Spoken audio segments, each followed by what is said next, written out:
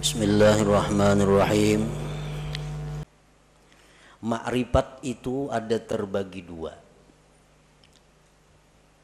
Satu, ma'rifat yang umum. Yang kedua, ma'rifat yang khusus.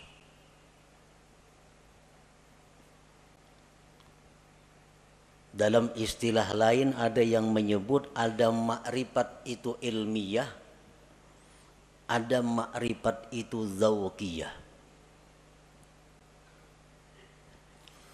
Bermula ma'rifat yang umum itu bahwa engkau mengetahui dan mengakui, meyakini bahwa Allah Ta'ala itu esa, kuasa, berkehendak, mengetahui, hidup, mendengar, melihat, berkata-kata, seterusnya. Nah, ini dinamakan adalah ma'rifat ammah, ma'rifat yang umum. Kita tahu, kita mengetahui, meyakini, mengakui bahwa Allah esa.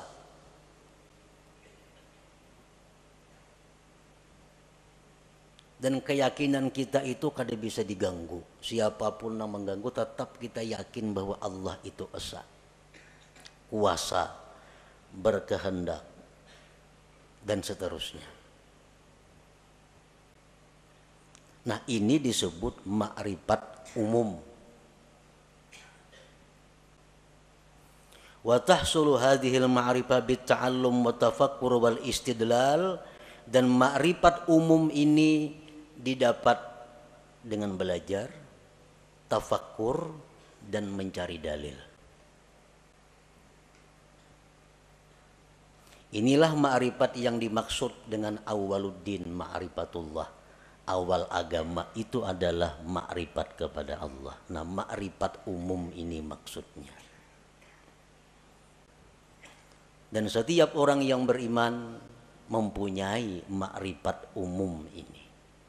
Setiap orang yang beriman mengetahui, meyakini bahwa Allah bersifat dengan sifat kesempurnaan, kebesaran, dan keelokan. Maha suci Allah bersifat kekurangan, aib, dan celah. Itu sudah setiap orang beriman. Mereka sudah punya ma'rifat yang umum ini. Wal ma'rifatul khassah. Nah, ma'rifat khusus. Ma'rifat khusus inilah yang dikatakan oleh para ulama sufi. Inna fid dunya jannatan man dakhalaha lam yashtaq ila jannatil akhirah ala wahiyya ma'rifatullahi ta'ala. Di dalam dunia ini ada surga. Di dalam dunia ini ada surga. Siapa yang masuk ke dalam surga itu, dia tidak ingin lagi kepada surga akhirat. Surga apakah yang ada di dunia itu? Ialah ma'rifatullah, ma'rifat kepada Allah. Nah, ini ma'rifat khassah, ma'rifat dzauqiyah ngarannya, bukan ma'rifat ammah tadi. Apa yang dikatakan oleh Al-Habib Al-Qutub Abu Bakar Al-Adani Al-Idrus, man arafallah safalahul aish wa tabat lahul hayat. Barang siapa yang ma'rifat kepada Allah, maka hidupnya dipenuhi dengan kebahagiaan dan kesenangan. Nah, ini ma'rifat yang khassah ini maksudnya. Ma'rifatullah yang khusus ini.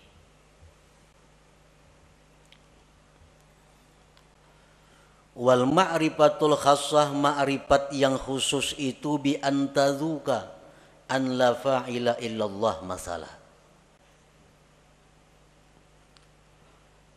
Bahwa engkau merasakan bahwa tidak ada yang berbuat itu melainkan Allah. Contohnya itu umpamanya. Kita mengetahui, kita meyakini bahwa tidak ada yang berbuat melainkan Allah. Tapi kita hanya ingin tahu dan yakin bahwa la fa'ila illallah. tidak ada yang berbuat selain Allah. Yang lainnya kada punya daya upaya. Itu kita tahu dan mengakui itu. Tapi kita belum merasai, belum merasa. Ma'rifat khassah ini adalah orang yang sudah merasa, orang yang sudah merasa bahwa tidak ada yang berbuat itu selain Allah. Orang yang tahu bahwa madu itu manis, nya yakin bahwa madu itu manis. Nah, ini sudah ma'rifat dengan madu. Tapi kalau orang yang sudah merasai kayak apa manisnya itu madu, nah ini ma'rifat khassah.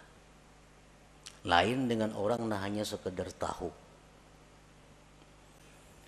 Mendengar berita bahwa di Mekah itu begini, begitu bagusnya, begitu indahnya, dengan bermacam-macam dalil, bermacam-macam kabar nang mutawatir bahwa Mekah itu ramai dan indah. Sehingga kita yakin bahwa di Makkah itu ramai, Makkah itu luar biasa. Nah, kita sudah meyakini. Tapi andai kita ke sana langsung berangkat ke Makkah, sampai di sana melihat seorang bagaimana Makkah itu, lain rasanya lawan nang hanya sekedar tahu. Nah, itu jualah orang yang ma'rifat kepada Allah ini. Orang yang hanya tahu, hanya ma'rifat bahwa tidak ada yang berbuat hanya Allah, tapi belum merasa, lain dengan orang yang sudah merasa. Kayak apa rasanya? Rasanya yang tidak ada berbuat selain Allah itu. Bi antadzuka an la fa'ila illallah masalan. Dengan bahwa merasa engkau bahwa tidak ada yang berbuat itu kecuali Allah. Nah, kalau sudah kita merasa demikian, fala tajidu fi qalbika dhiqatan wa tawbihan fi ma kana wa ma yakunu wa ma sayakun, maka tidak kau dapati di hati engkau kesempitan, mencela pada yang telah terjadi, yang sedang terjadi, dan yang akan terjadi.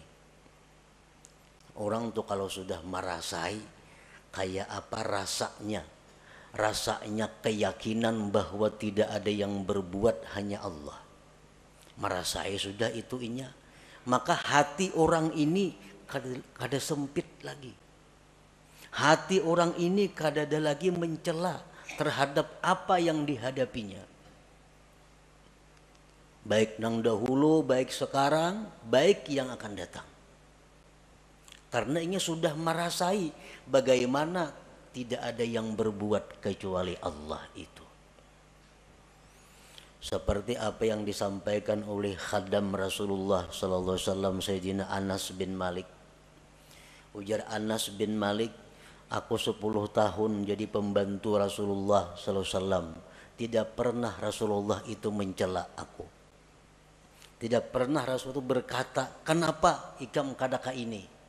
Padahal ka itu nang baik, kada pernah.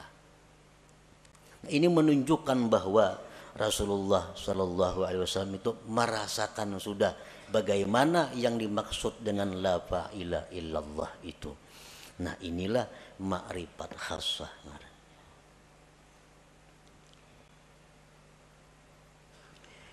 Wa yumkinu ayyarqal insan ila sa'idi hadhihi al-ma'rifah min ahadi tariqain la thalitha lahuma.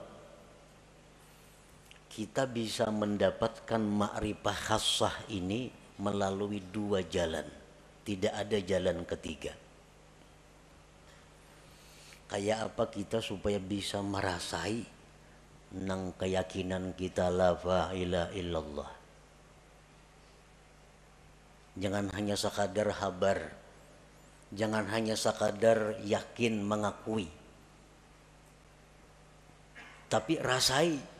Nah, rasai kayak apa? Yang tidak ada berbuat kecuali Allah itu. Nah, supaya bisa merasai itu ada 2 jalannya. Yang pertama disebut tariqul hidayah wal inabah. Yang kedua disebut tariqul ijtiba wal istifa. Ada jalan hidayah dan inabah, ada jalan ijtiba dan istifa. Nah, hanya dua jalan itu.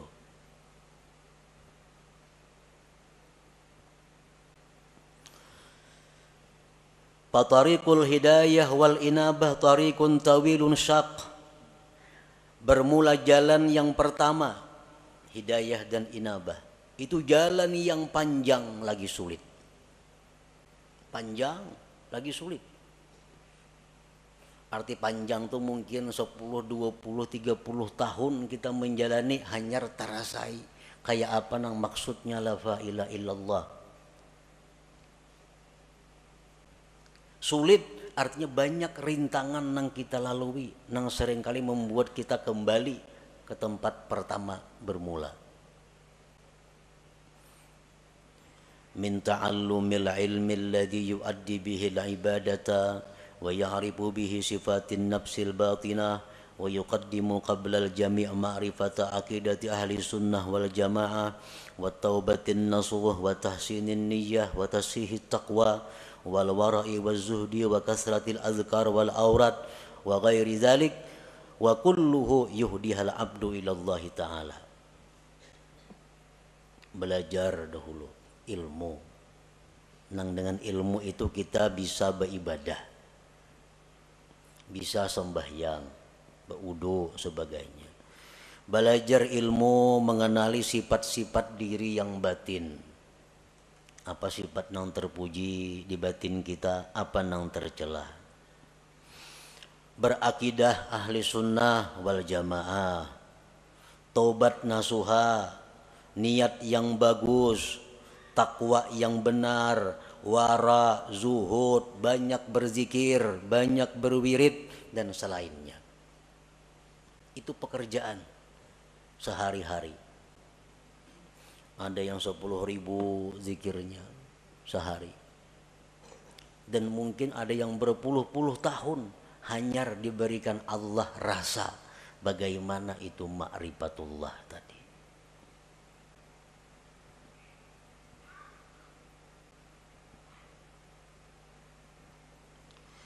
Wa ammat tariqus tsani, adapun jalan yang kedua, tariqul ijtiba wal istifa.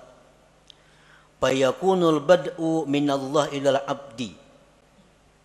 Jalan yang kedua ini adalah jalan di mana Allah yang ingin menariknya. Jalan pertama tadi si hamba nang baka hendak. Kisahnya si hamba nang hendak ma'rifat lalu nya beribadah, beramal, berguru. Nah, nang kedua ini adalah Allah yang ingin menariknya. Yakunul insan mustadhrikan fi syurudihi wa bu'dihi anillah wa faj'atan tudrikuhu rahmatun minallahi ta'ala. Ini manusia tenggelam dalam kejauhan daripada Allah. Pekerjaannya manusia ini sibuk mengurus dunia. Kada tahu diwirid, sembahyang pun kadang-kadang pray.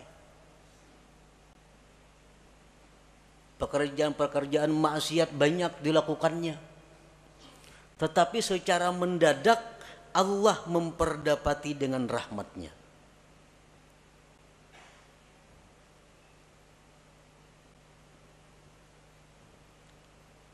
Begitu Allah memberikan rahmat kepada orang ini, maka orang ini langsung dirasakan Allah bagaimana rasanya ma'rifat kepada Allah itu. Banyak tokoh-tokoh yang terkemuka yang melalui jalan yang kedua ini, seperti Fudail bin Iyad, Malik bin Dinar, Utbatul Ghulam dan lain. Orang yang dulunya sesat, dulunya jahat, tetapi Allah dengan rahmatnya secara mendadak mengejutkan, menarik orang ini.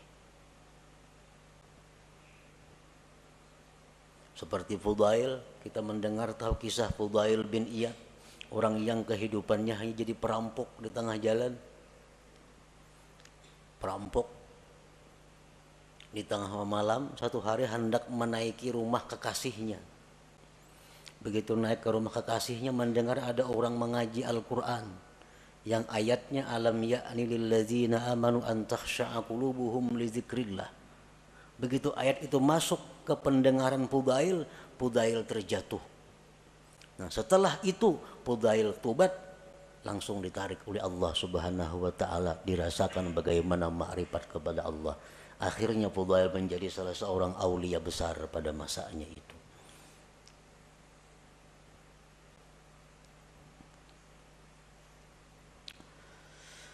Allah menarik orang ini lisababin minal asbab allati qad la ya'lamuha illallah. Allah menarik orang ini karena ada sebab yang kadang-kadang sebab itu hanya diketahui oleh Allah.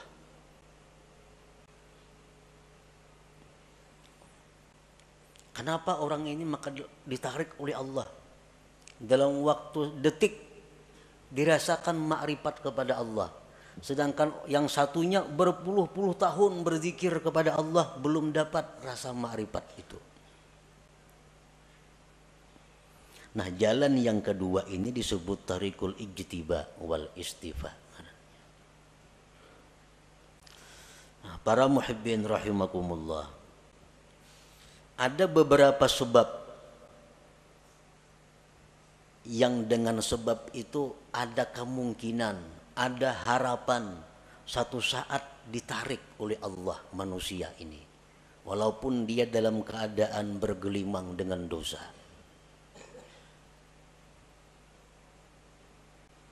Pertama, dengan sebab ilmu.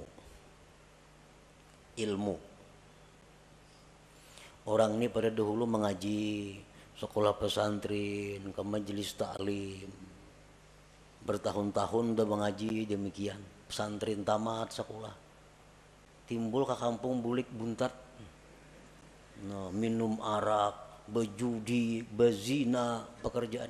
Nah, tamatan pesantren nih. Nah, orang seperti ini pada akhirnya satu saat ada kemungkinan ditarik oleh Allah dengan cara seperti tadi, berkat ilmu yang dia pelajari selama sekian tahun dahulu kala itu. Nah, bisa kena orang ini jatuh sakit, nah, sadar, insaf, dirasakan oleh Allah bagaimana orang yang makrifat kepada Allah itu. Nah, sebab ilmu. Jadi menuntut ilmu ini kada ada ruginya, tak amalakan kah, kada kah. Pokoknya bila ilmu tuh ada keuntungan. Ada keuntungan. Yang kedua, as-sakha, pemurah. Pemurah. Orang ini macam-macam maksiat dilakukannya, tapi pemurah. Pemurah. Pemurah itu dalam arti agama lain dengan arti adat. Ini pemurah dalam arti agama. Artinya orang yang menyumbangkan kekayaannya di jalan yang benar. Ada orang sakit dibantunya, ada orang kesusahan dijulunginya duit, ada orang saleh diberinya duit, ada orang ini dikasihnya duit. Pemurah. Padahal kelakuannya sembahyang tapi sembahyang orangnya. Berjudi mau, minum arak mau. Nah, orang ini satu saat nantinya ada harapan kada pasti juga, ada harapan bisa ditarik oleh Allah. Nah, bisa ditarik dengan pemurahnya itu.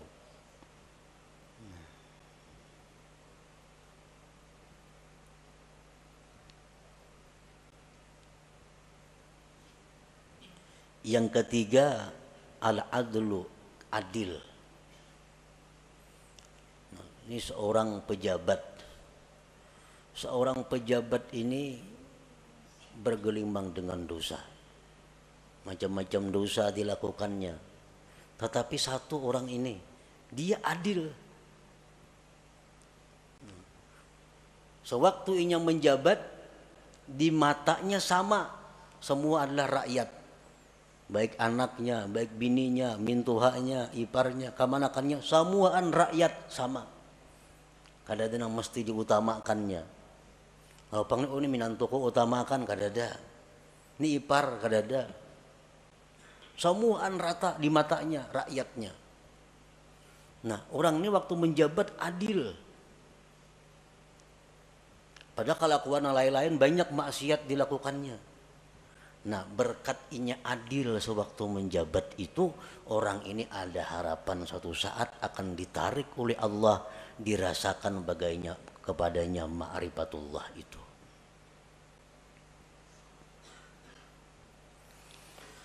Rasulullah sallallahu alaihi wasallam bersabda, tajawazu an dzambis sakhi wa zallatil alim wa satwatis sultanil adil fa innallaha akhadha biyadihim kulla ma'asara asirun minhum, akhrajahul khatib. Ujar Nabi kita, maafkanlah kesalahan orang-orang alim, orang-orang pemurah, raja-raja, penguasa-penguasa yang adil itu. Karena Allah memegang tangan mereka.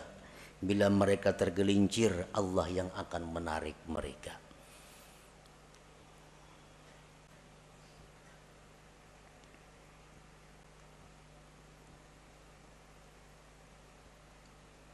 Yang keempat, suhbatus salihin. Orang ini bersahabat dengan orang-orang saleh, dekat dengan orang saleh. Padahal kelakuannya bila cerita pisah orang saleh macam-macam, tapi nya dekat dengan orang saleh. Ada orang saleh di sana, kenal, dekat lawan inya. Ada orang saleh di ujung sana, kenal, dekat lawan inya. Pokoknya di mana orang-orang saleh dicarinya, didekatinya. Padahal kelakuannya orang nih macam-macam maksiat diperbuatnya. Tapi kalau urusan orang saleh, wahnya paling dekat sudah. Nah, orang ini satu saat nanti bisa ditarik oleh Allah untuk merasakan bagaimana ma'rifatullah itu. Rasulullah SAW bersabda, al-mar'u ala dini khalilih. Seseorang itu atas agama orang yang dikasihinya. Waqad qil, dikatakan orang, man sahibal akhyar ja'alahu Allah minal akhyar wa in kana minal asrar. Orang yang dekat dengan orang baik itu akan dijadikan Allah dia orang baik sekalipun dulunya orang yang jahat.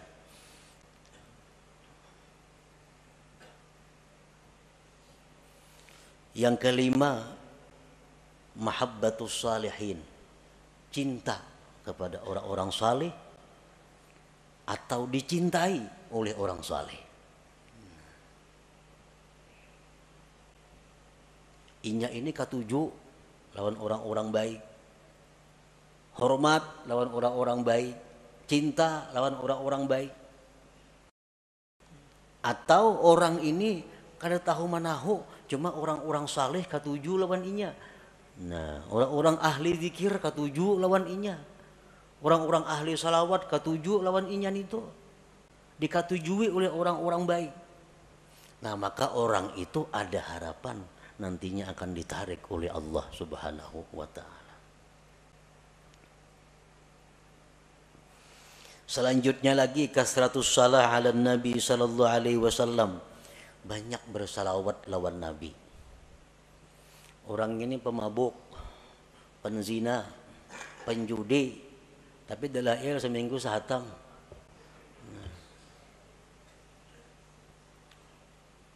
Mulut habsi kemana terdengar datanginya, katuju. Kisah-kisah Nabi katuju. Tapi maksiat jalan terus juga. Salawat selalu dibacanya.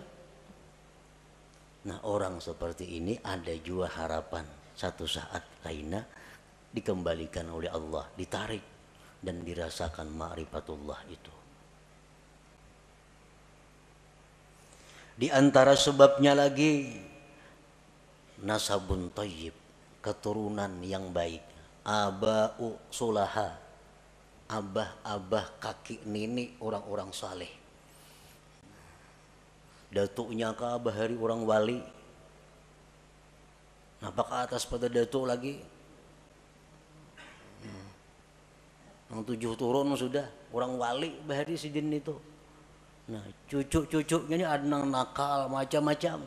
Tapi akhirnya kayaknya bisa ada harapan cucunya itu insaf dan ditarik oleh Allah Subhanahu wa taala berkat doa-doa daripada orang-orang dahulu, kakek moyang nenek moyangnya itu.